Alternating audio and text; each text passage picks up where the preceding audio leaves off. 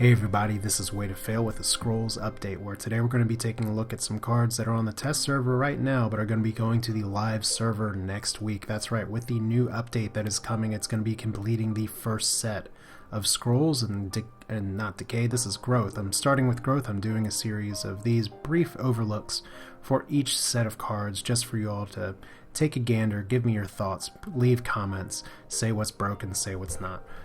This is going to be the end of the first set of Scrolls, which means that, hooray, we have a full set of cards to play with. So let's go ahead and take a look, dive in. So let's start with Berserker. Berserker is a 4/2/4 creature, 5 resources, and I think its ability is pretty interesting in that it gets its attack increased by 1 anytime it takes damage, and at the beginning of the turn it heals 1 health. Now this is good in that it can potentially become very powerful, because when it takes damage, that can be from any kind of damage. I assume that means Frost Gale will increase its attack as well. However, like many things you've seen with creatures here, 5 is an interesting spot for, or 5 resources is an interesting spot for growth, because Kinfolk Veterans there, a few other cards are there rallying as well. But this is a good creature. I think it could possibly get some play if you're starting to try and do kind of a larger creatures deck. But 4 health leaves it pretty vulnerable. This card can die, and not just from Violent Dispersal or Damning Curse or anything, but it's pretty easily targeted or possibly burst taken down. So I don't know if it's going to be the be-all, end-all, as opposed to, say, the Kinfolk Veteran with its super haste. Next card, Breaker, which I love the art down there.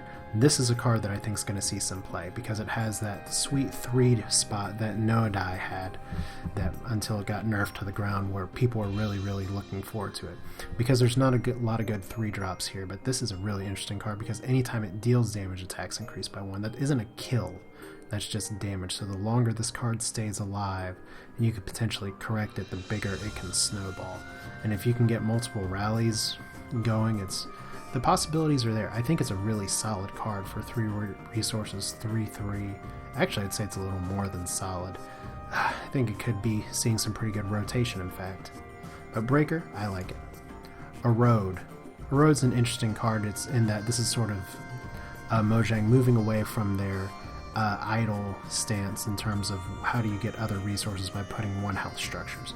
Here, you take a structure on your side, deal it 2 damage, and increase decay by 1, which is good in theory, especially for 1 growth. The question is, what structures are you going to be playing as growth to buff your decay, or as decay to buff your decay?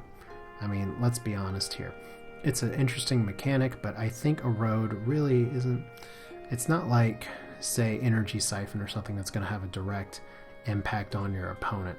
Instead, you have to hurt yourself, and I don't think it's really that strong of a mechanic. Fierce Tactics. Oh, this is a card I've been waiting for, and this is going to be a highly sought-after rare. For 5 resources, all your creatures get Relentless until the end of turn. I can't wait to see the 10 growth resource plays, if it gets to that, of rallying Fierce Tactics. There's a lot of value to be had for something like Fierce Tactics, everything having Relentless, especially with the Pother nerf. Growth is going to have a lot of problems busting into getting to past front lines and getting to specific creatures, and I don't know if Fierce Tactics totally fixes it, especially when you're facing off against Wing Shield and some of the other new cards Order has. But it's a start, it's a good tool to have in the toolbox. I like it. Kinfolk Ranger, just a simple 2/2/3 card, kind of similar art style actually to the Wildling. Almost like they threw a robe on the Wildling. Still just a pretty basic Kinfolk card. So far we don't have anything in terms of any specific Kinfolk matters, other than some banter with, say, the Dust Runner cards or some of the energy cards there, but maybe in the future we'll have some cards that only affect Kinfolk. I don't know, but still, nice card art at least. 2/2/3 for 2 health is pretty beefy for only 2 there. It's actually it's pretty much actually a copper automaton? No. Cannon automaton? No. Gun automaton. That's what I get for doing this at 12:50 a.m. I'm forgetting my cards all of a sudden. So, solid card. I mean, just a good cheap unit to throw out there. Oak Blood. Enchanted creatures gain 6 health.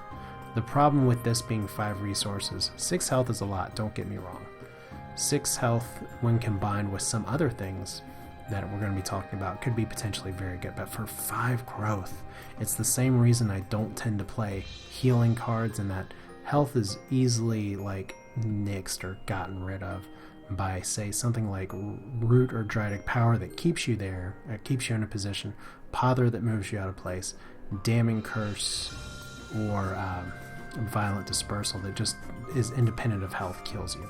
So I think this is actually a pretty weak card. I'd be disappointed if I pulled it as a rare. Al's kind of a card that's just there, and it's mainly there, even though you get the nice little hoo-hoo. Hoo-hoo. I just think of my daughter doing that, but anyway, Sister of the Owl is where it's at, and this is a card that I've seen some sort of flipping back and forth, people saying whether it's good, not good. The most important thing is Sister of the Owl is kind of like a Rat King in a way, in that it drops 2 owls with it, so you get a few 1/1 creatures, and you get a 2/2/4, which I know some people will be underwhelmed with the 2/2/4, but when an owl does damage, that attack gets increased. So there's no guarantee that the owl's going to survive having 1 health for so long. So when an owl dies, the Sister of the Owl gets 2 health. So I think probably where most value of the Sister of the Owl is going to be is probably more along the lines of having a 2/6 creature. I'm not entirely sold on it. I wasn't entirely sold on Rat King at first too until I tried it myself though. So anything where you play 1 card and get 3 cards on the board is good for tempo, but I'm gonna have to see kind of how this card works, because I'm not quite sold on the mechanic yet. Which finally gets to one of the big lightning rods of this update, Untainted. Enchanted unit cannot be targeted by spells or abilities. And that means that if you want to protect, say, like your Oak-Blooded super high health unit, like your Great Wolf or something, yeah, you put Untainted on it for a measly 2 resources. You have your Stag-Hearted Kinfolk Brave that's currently like 30/30, Untainted, there you go. Now keep in mind that the language of this card is very specific. The enchanted creature cannot be targeted by spells or abilities. That means it can be targeted by enchants. That means it can be targeted by things that automatically move around, like Infectious Blight, at least is my understanding. It can definitely be targeted by area of effect abilities like Cluster Hex or Cluster Bomb or Cluster Fuck, I don't know.